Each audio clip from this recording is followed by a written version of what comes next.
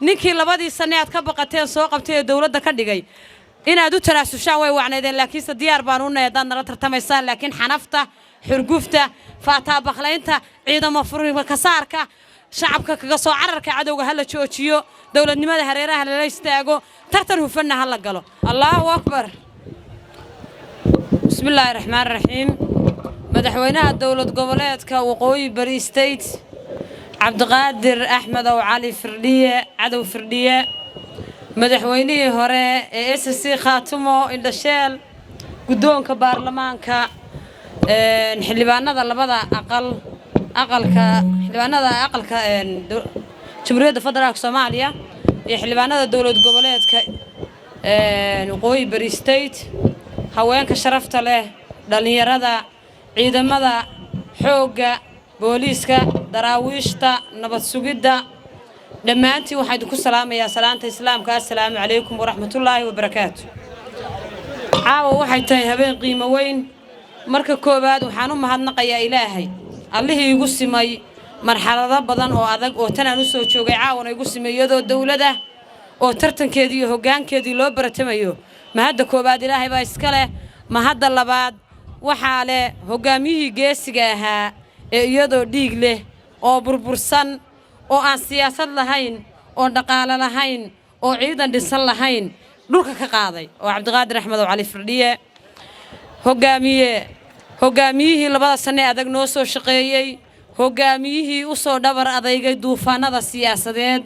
hoggaamiyihii u soo dhabar adeegay duulaanada kala duwan hoggaamiyihii u soo dhabar adeegay marxaladihii adkaa iyo dadkii soo siyaasadda u diyaarsanayn laakiin wax iska celinta u diyaarsan waa Cabdiqaadir Axmed oo Cali Firdhiye madaxweyne ilaahay baa kugu simay inaad caawa iyadoo dawladda intaadna hor timaado dadkaaga dib u weydiisato inaad matasho waadna matashaa cid kaa mudan oo kaaga xaq leh male inaanu taankiyo ku dhaano hadiyad lagu siyaadna xaq u leedahay SSC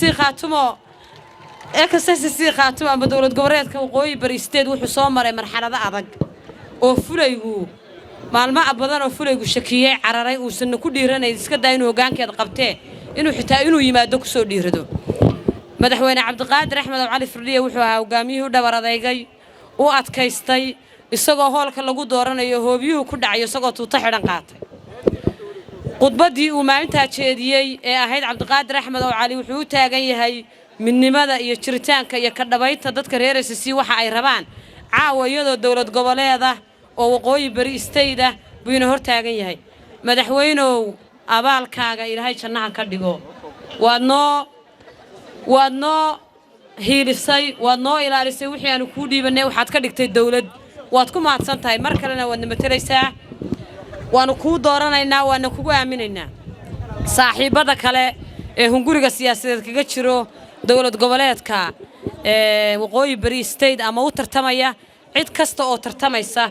waa soo dhaweynaynaa waana loo tartami karaa tartankuna waa furan yahay laakiin waxaan wadnaa anagu madaxweyne shiraban hoggaamiye shiraban ninkii intuu dhulka ka soo qaaday dhisay iyadoo dusan ninkii xoreeyay iyadoon siyaasad lahayn oo cadow haysto oon ciidan dhisan lahayn oo dhaqaale lahayn cidna ku doorsan mayno walaalahaya waxaan leenahay iyadoo bilaa xanafa oo bilaa turxaana oo bilaa ku taagtaagsiya nala tartama hoolka nala gala haddii aanu idinka badinana nagula shaqeeyo oo noo haneeya dalka nimaan suur u soo xidhan oo suurka caawa shacabku ku qasbeen baa jooga ninkii soo xoreeyay baa jooga soo dhawaadaadnu leenahay wiilashayagoo suurarka xidhan noo yimi kuwii ka baqay maalinkii loo dhiibayo hoggaamiye Cabdiqaadirna waxaanu leenahay ninkii labadii sane aad ka baqateen soo qabtay dawladda ka dhigay